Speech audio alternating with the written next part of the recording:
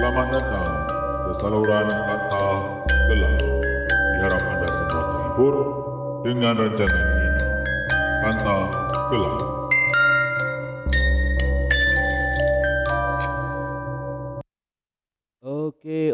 Oke guys. Bagaimana dengan hari ini? Oke. Sekejap saya nak ni macam kurang sikit dia punya bunyi hari ini kan? Sekejap. Alright. Okey.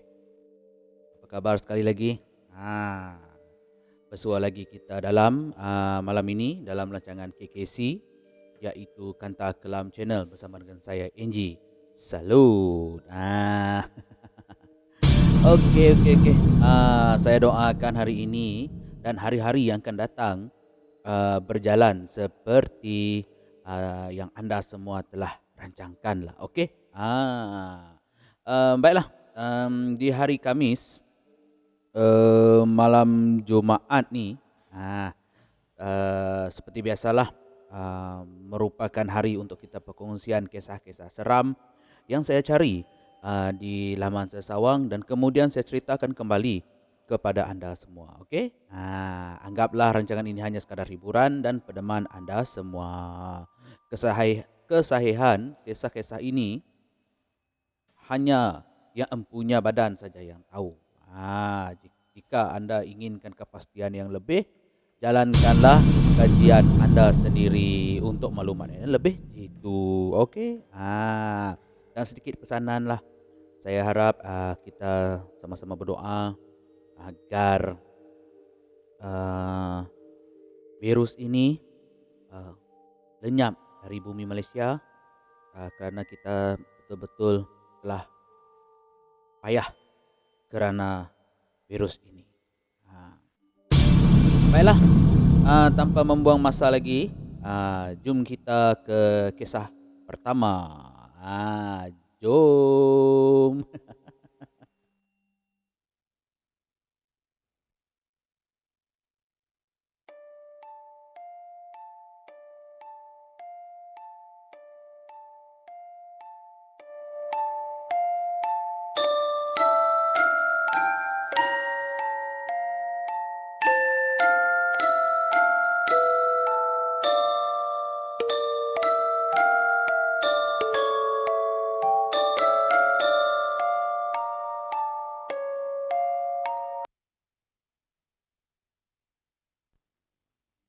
Okey. Sekejap ya. Mana cerita saya tadi? Okey. Okey, kita terus ke cerita pertama. Kisah pertama ini dikongsi dari Kuala Terengganu. Dan dijangka berlaku pada dalam tahun 1991. Ia mengisahkan seorang lelaki, tapi pada masa itu dia masih berusia 8 tahun lah, yang bernama Husin. Jadi saya ceritakan tentang si Husin inilah ya. Okey. Husin terbaring di tilam yang terbentang di ruang tengah rumah kayu peninggalan arwah datuknya. Keadaan di rumah sepi. Ayah sudah ke pejabat dan adik-adiknya ke sekolah. Cuma ibunya di dapur sedang menyiapkan makanan tengah hari. Sepatutnya dia berada di sekolah pada ketika itu. Akan tetapi Husin telah diserang demam pada masa itu, dan dia telah diasingkan dari adik-adiknya, takut adik-adiknya yang lain terkena jangkitan lah. Okey. Dia termenung kebosanan selepas terjaga daripada tidur sebentar tadilah.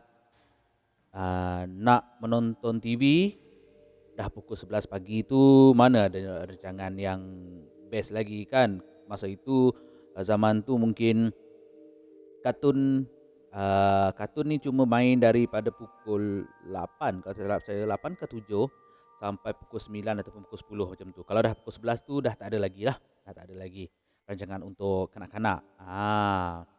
Dikala si Husin ni mengeluh kebosanan, tiba-tiba Dia terdengar ada bunyi orang memanggil namanya. Husin, Husin, Husin.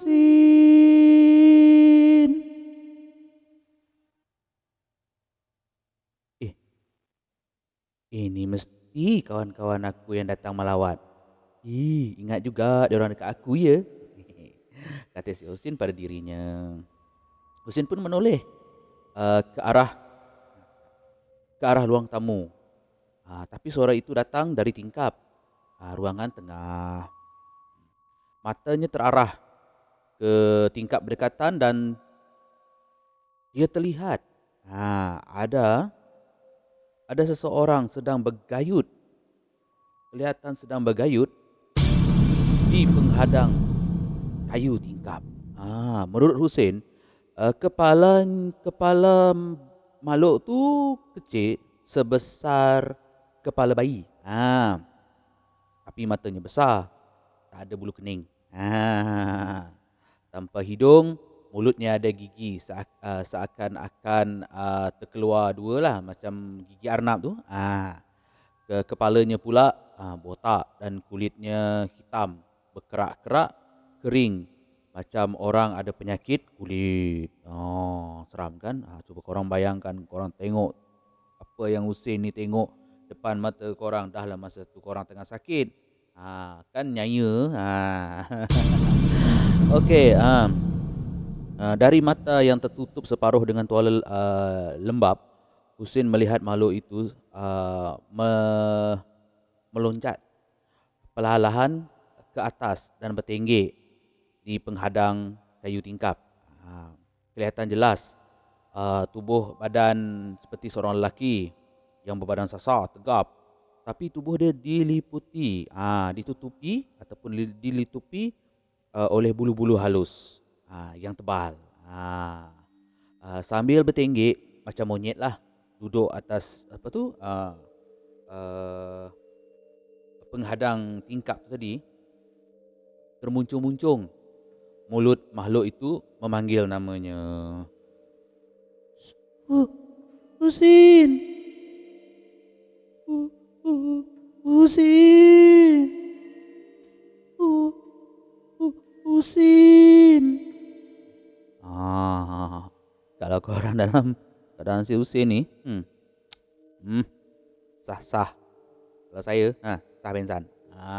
Dah lah memang sakit, badan lemah, memang mudah nak pensan kan. Tak tahu kenapa Husin ni rasa badannya seperti lemah dan tekaknya kering yang teramat sangat sehingga tak boleh mengeluarkan suara.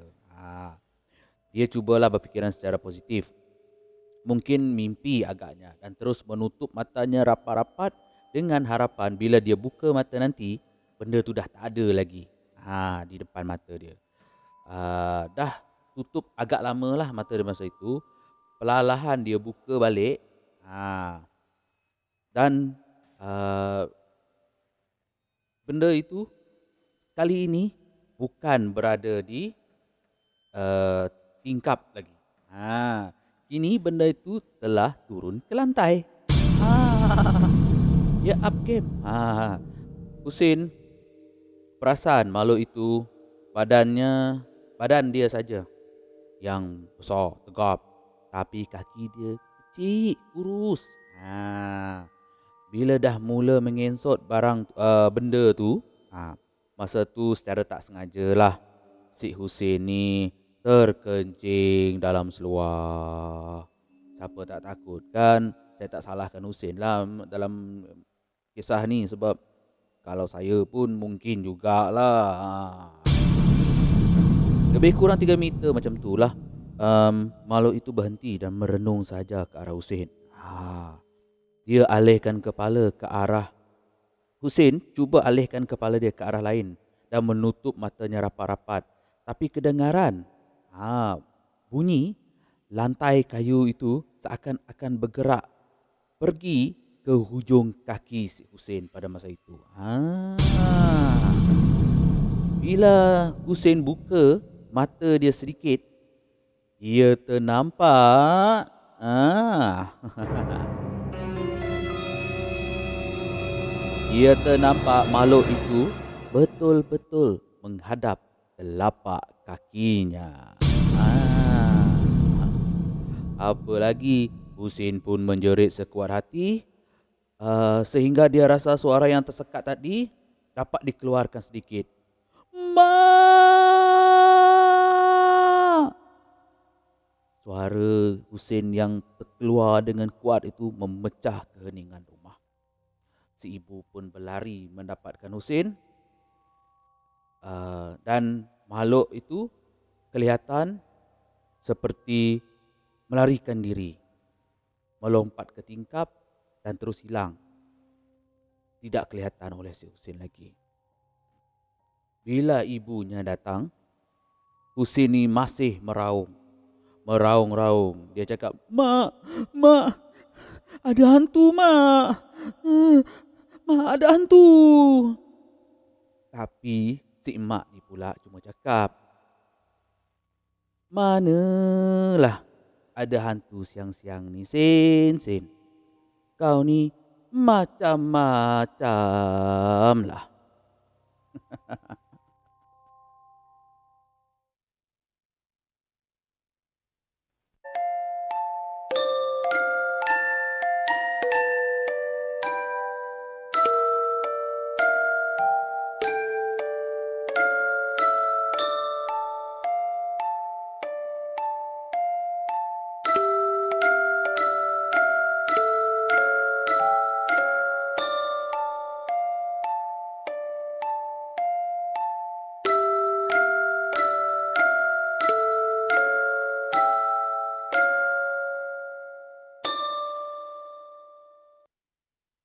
Okay guys, bagaimana dengan kisah si Husin tadi? Saya harap anda semua terhibur lah dengan kisah si Husin tadi. Tapi sebenarnya kisah si Husin ni ada sambungan lah sedikit lah. Tapi saya sengaja potong bahagian tu. Sekarang ni si Husin ni dah berkeluarga.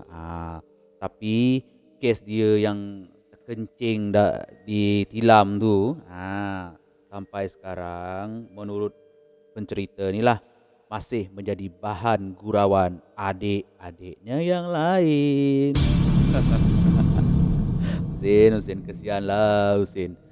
Orang tak ada seorang pun yang percaya tentang cerita hantu si Husin ni. Sebab masing-masing ingat Husin ni sengajalah nak cover, nak tutup kisah dia yang terkencing di atas tilam itu tadi. Kesian kau Husin. Husin. Okeylah. Kita teruskan. Kita teruskan ke cerita kedua. 1, 2, 3, jom.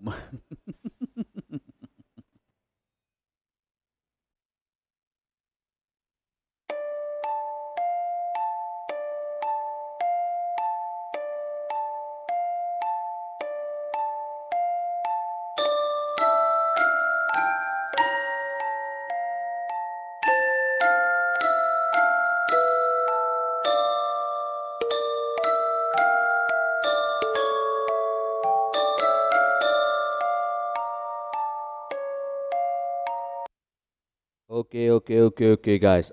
Sebelum saya mulakan untuk cerita kedua ni, saya nak nyatakan yang cerita 1 dan cerita 2 ni untuk macam spoiler sikit lah. Yang dua-dua cerita ni bertemakan makhluk hijau. Korang tahulah apa benda makhluk hijau tu? Yang kecil-kecil pendek-pendek tu. Itulah dia. Kalau korang dapat tangkap tu, baik korang. Tapi kisah yang kedua ni agak macam mana nak cakap agak berat sikit lah. Sebab ini ada berkait rapat dengan apa yang terjadi dengan kita. Dan benda ini boleh terjadi sebab manusia tetap dengan perangai manusia. Okey, Saya teruskan dengan cerita, nanti anda semua boleh tahu kenapa saya cakap macam itu. Okey? Okey. Dunia sebagai seorang pelajar saya berakhir pada tahun 2007 dan agak malang ketika saya baru memasuki alam pekerjaan. Krisis ekonomi tahun 2008 baru nak bermula. Memang mencabarlah nak cari kerja pada masa itu. Apalagi untuk lepasan universiti macam saya yang tiada pengalaman. Atas dasar tak memilih kerja sangat, saya pun terima peluang bekerja. Bekerja di sebuah syarikat kontraktor Bumi Putra kelas D sebagai eksekutif. Gaji memang menyedihkan lah. Memang menyedihkan, tak sampai RM1,000. Itu pun tak tolak EPF lagi. Dan secara teknikalnya saya bekerja sebagai kerani, merangkap office boy yang tidak bertoliah, walaupun pada hakikatnya jawatan saya adalah eksekutif. Kasihan. Mbak kata dua orang budak kecil tu kan. Okey. Di situ ada seorang kerani yang dikenali sebagai Kak Roji. Kakak ni ramailah orang tak suka tengok dia. Satu, sebab mulut dia laser. Dua, semua benda dia tak nak buat. Yang dia tahu cuma photostat aja. Yang ketiga pula, ini yang nak dijadikan cerita ni. Dia ni suka buat cerita pasal orang. Ya, kira gosip lah. Masa tu dia orang guna perkataan gosip. Tapi sekarang orang panggil dia Makcik Bawang. Okey. Tapi ada satu lagi lah sebab kenapa ramai bukan setakat tak suka tapi gerun dengan kerani tua ni. Iaitu Kak Roji ni dikenali suka bermain sihir. Kak Wan adalah setiausaha kepada bos dan dia ceritakan kepada saya bagaimana dia dibomohkan oleh Kak Roji. Ia bermula daripada sekeping cek line yang Kak Roji ini tak bagi dekat dispense untuk didepositkan. Kak Wan cakap dah letak dekat atas meja Kak Roji. Siap dengan stiker note lagi. Stick note lagi. Tapi Kak Roji pula kata dia tak nampak cek itu di atas meja. Maka mulalah insiden ni, kejadian tuduh-menuduh di antara mereka berdua. Dan akhirnya diselesaikanlah oleh bos dan minta Kak Roji untuk call balik orang itu dan minta reissue semula cek berkenaan. Walaupun bos ni dia tak salahkan tau, dia tak salahkan sesiapa sama ada Kak Roji ataupun Kak Wan. Tapi Kak Wan ni anggap dia dipersalahkan. Kira makan dalam lah Kak Wan ni dengan Kak Roji ni dengan Kak Wan. Beberapa hari selepas itu, waktu nak balik kerja, Kak Roji ni sempat menegur Kak Wan.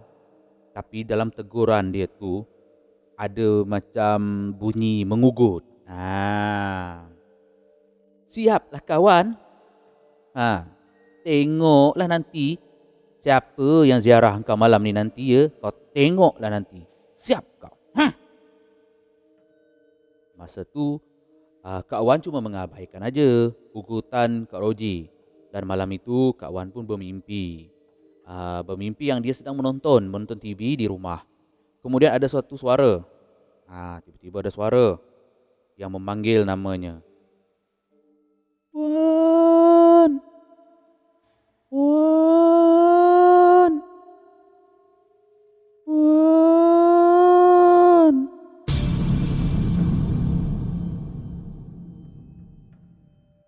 Bila buka pintu, Kak Wan terkejut apabila ada seorang nenek tua yang sangat tua sampai bongkok badannya ada di depan pintu. Yang peliknya, Kak Wan tak kenal pun nenek ni. Kak Wan tanya, nenek ni siapa? Kenapa cari dia dan nenek ni cari dia dan nenek tu minta kebenaran nak menumpang berehat di rumah Kak Wan. Beria betul nenek tu. Nak menumpang rehat kononnya di dalam rumah. Cakap lenguh kaki lah, macam-macam lah, pelbagai alasan lah untuk mendapat simpati Kak Wan ni agar mengajak dia masuk ke dalam rumah. Dia cakap belakang sakit lah, macam-macam. Ni belakang sakit. Macam-macam lah agak sini. Okey. Seperti biasalah kalau orang dah kita jemput masuk kan, kita akan buat air. Jadi bila Kak Wan ni ambil segelas air untuk tetamunya, dia tengok ke ruang tamu balik dan di ruang tamunya kosong. Ha. Jadi si Kak Wan ni pun di dalam mimpi dia kira macam berprasangka baik lah. Mungkin si nenek ni dah balik. Okey. Kemudian dia pun terjagalah dari mimpi dia tu. Dalam gelap tu, Kak Wan ternampak ada sosok tubuh sedang duduk memeluk lutut di sudut belakang pintu. Kerana gelap, dia tak nampak jelas sangat lah.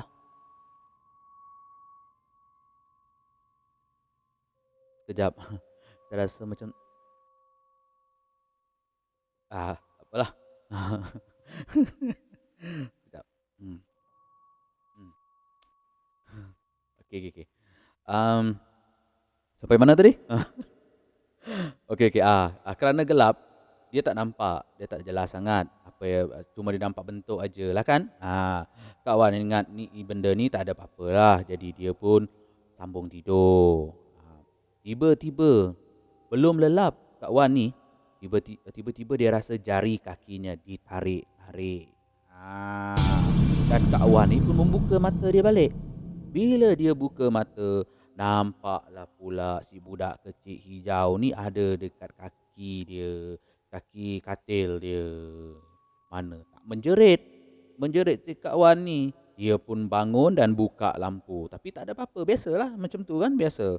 Tengok bawah katil tak ada, dalam amari tak ada, dalam bilik air tak ada benda tu. Saya tak nak sebut nama dia. Dia ada sebut, dia dah tulis dekat sini benda tu, TOYOL tu. Suami Kak Wan cakap mungkin Kak Wan ni mengigau lah. Tak adalah sayang, mungkin awak ni mengigau, awak ni letih kerja tadi kan. Mungkin awak mengigau, kata sang suami. Kak Wan berdiam je lah. Lepas dari malam tu, maka seringlah Kak Wan ini diganggu. Kalau di saat turun tangga tu, terasa belakang badannya bagai ditolak atau kakinya dipegang dari bahagian bukaan bawah tangga rumah mereka. Ketika mandi, kadang-kadang Kak Wan terasa ada seperti benda menyucuk di bakat betis dia. Seakan-akan bukan cucukan tu, dia lebih tajam daripada tujukan, seperti ia satu gigitan. Ini semua Kak Wan masih boleh terima. Tapi bahagian yang Kak Wan dah tak dapat terima lagi, dia tak dapat tahan lagi adalah bila dia lalu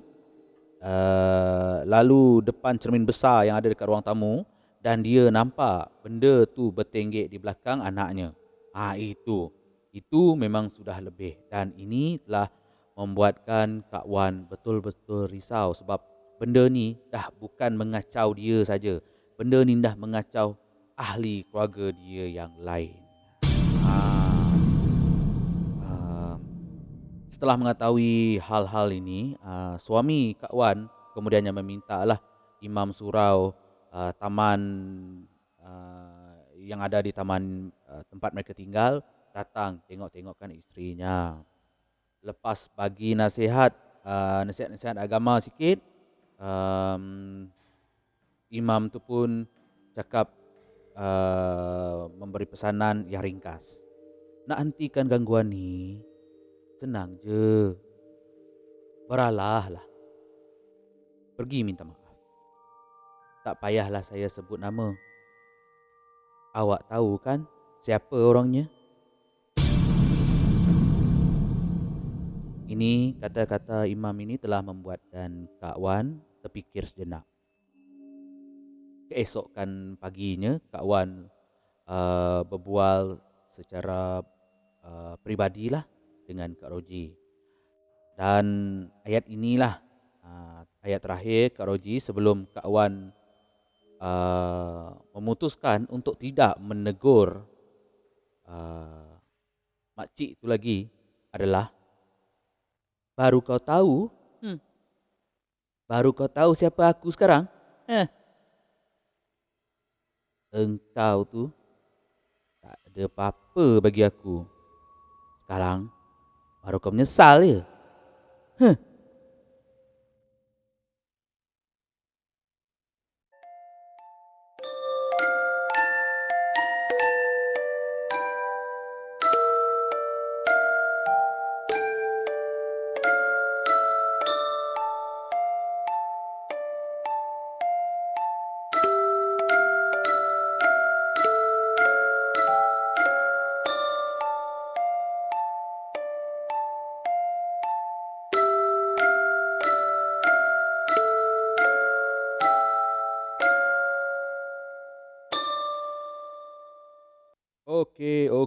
Okey guys. Sekejap saya nak cek ni dulu.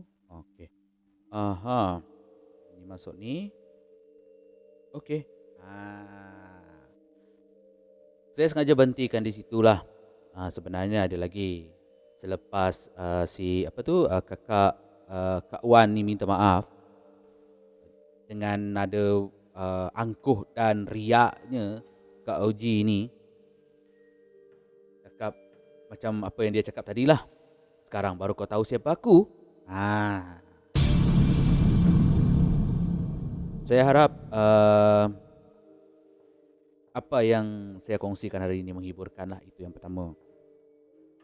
Dan saya nak tanyalah pada anda semua, adakah patut Kak Wan ni meminta maaf pada Kak Roji yang suka main kotor macam tu, main dengan benda kotor macam tu. Benda kotor lah, benda macam tu kan. Dalam mana-mana agama pun benda itu dicop sebagai benda kotor. Okey. Pada saya lah, minta maaf, saya bukan seorang yang pakar dalam agama. Walaupun dalam agama saya sendiri, saya masih sangat-sangat mentah dalam agama. Okey. Bahagian yang dia cakap, baru kau tahu siapa aku. Bahagian tu macam tak elok lah bagi saya. Macam dia angkuh, dia riak. Macam tak elok lah. Macam mana saya nak cakap Macam tapi bagi saya lah, tindakan Kak Wan ni bagus sebab dia mengalah. Mengalah ni tak bermakna kita kalah. Ingat tu. Okey? Okeylah. Akhir kata saya ingin memohon maaf jika ada sebarang kesilapan kata dan cara sepanjang menceritakan perkongsian ini. Okey? Anggaplah semuanya hanyalah peneman, penghibur anda semua. Jalankanlah kajian anda sendiri jika anda ingin kepastian yang lebih jitu. Jika ada pengalaman seram, jangan segan, okey? Jangan segan, kirimkanlah ke email yang tertera di sini. Yang tertera di ni. Kirimkanlah ke situ. Saya akan membacanya dan saya menerimanya dengan hati yang sangat-sangat terbuka. Baiklah. Akhir kata, stay safe. Saya Angie. Ini Kanta Kelam Channel. Salut. Bye-bye.